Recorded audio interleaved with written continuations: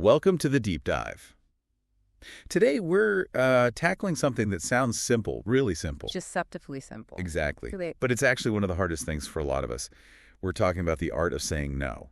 It really is an art, isn't it? That tiny word, no. Seems easy. Uh-huh. But if you're someone who likes to help, or, you hate conflict, or maybe you just really worry about letting people down. Which is a lot of people. A lot of people. Then saying no can feel, well, almost impossible sometimes. And you know what we mean, right? Declining that invite when you're already swamped. Or pushing back on extra work that just doesn't fit. Or, and this is a big one, setting boundaries with friends, family. Mm-hmm. Crucial. Learning to say no effectively isn't just like a nice skill to have. It can genuinely change your life. Absolutely transformative. So let's dig into it.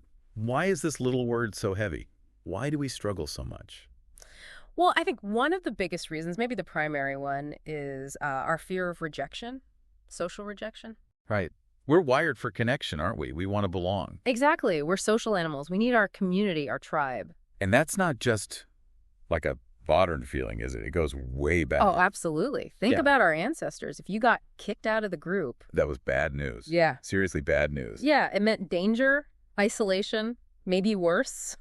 So our brains basically learned social disapproval equals threat. So even now, saying something that might upset someone, like, no. Can trigger that same ancient alarm bell, even if consciously we know it's okay. Wow.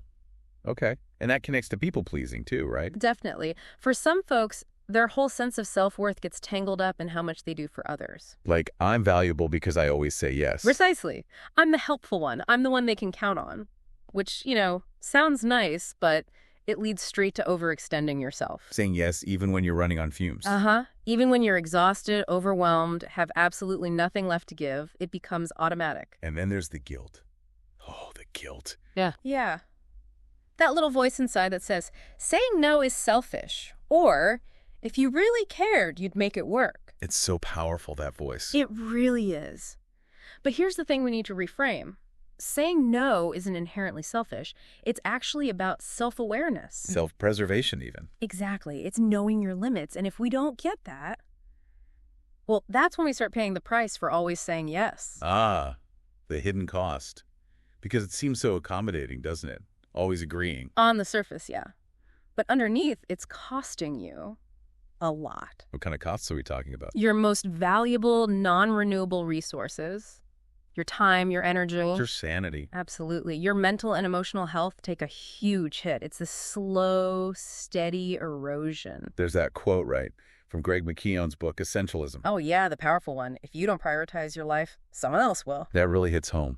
Because every time you say yes to something you don't really want or have capacity for, you're implicitly saying no to something else. Something that might actually matter more to you. Your own goals, your rest, your peace. Yeah, you end up just reacting to everyone else's agenda instead of, focusing on your own stuff. Constantly putting out fires or fulfilling obligations rather than investing in what nourishes you. Maybe it's rest, maybe creativity, maybe just quiet time. And that leads to, well, bad places usually. For sure. The consequences pile up. Burnout is a huge one. Feeling totally drained and cynical. Right. And resentment. You start feeling resentful towards the people asking, maybe even towards yourself for saying yes. And ironically, it can even hurt the relationships you were trying to protect by saying yes all the time. Absolutely. Because you become unreliable, maybe flaky, or you're just so depleted you're emotionally checked out, you're physically there, but not really present. Spread too thin to actually connect. Exactly. Okay, so that's pretty bleak. The cost is high. Let's flip it then. What are the good things? What happens when we actually learn to say no effectively? Well, that's where things get really good. You start getting back control. Control over your time and energy. Yes. You gain this incredible clarity about where your resources are going. And importantly, it creates space. Space for? For the things that truly matter, the projects, the people, the activities that actually align with your values that light you up, not just obligations. And I've heard it can actually earn you more respect, which seems odd at first. It does seem counterintuitive, but it's true.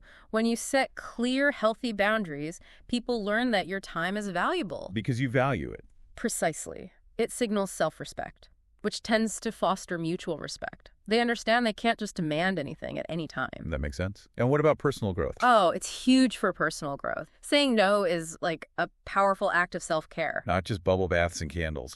No, definitely not. It's about honoring your own needs and limits. And every time you do it, you build confidence. You strengthen that muscle of self-trust. Like telling yourself, I've got my own back. Exactly that. Okay, so we get the why it's hard, why yes is costly, why no is beneficial. Now, the million-dollar question. Right. How?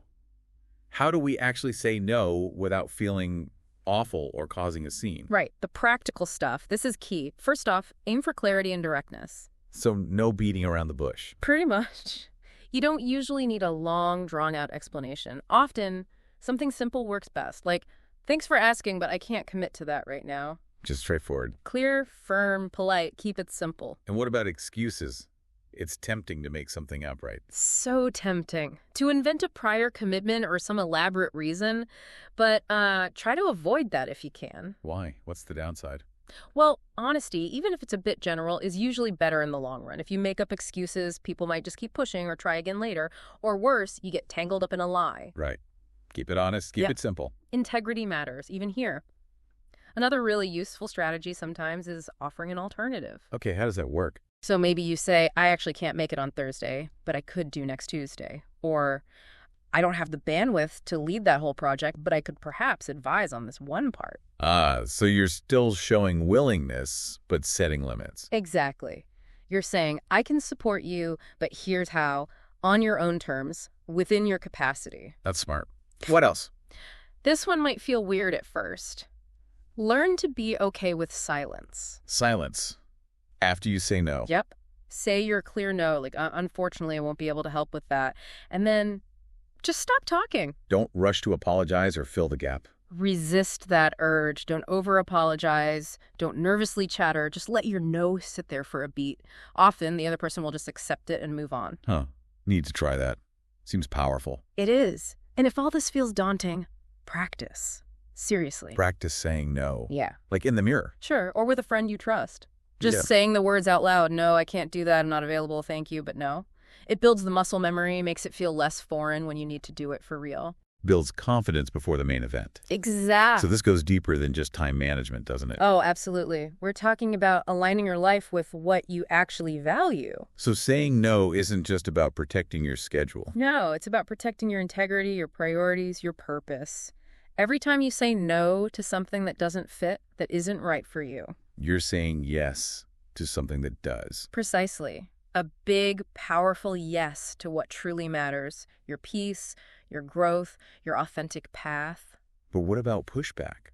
People might not like the new boundary setting you. That's true. Let's be real. Some people might test those boundaries, especially if they're used to you always saying yes. So what do you do then? You hold firm, respectfully. Remember why you set the boundary. Your growth, your well-being. That's not really up for negotiation, even if it makes someone else a bit uncomfortable for a moment. Growth isn't always comfortable for anyone involved. Well said.